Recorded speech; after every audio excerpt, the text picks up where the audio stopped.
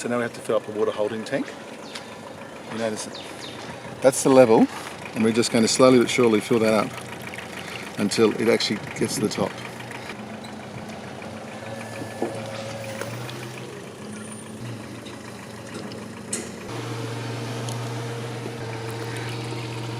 We normally used to use the blue and the pink one, which most people know about.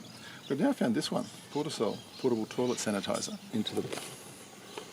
Almost there, here we go now. Watching as it gets to the top, it will overflow, and that's the sign.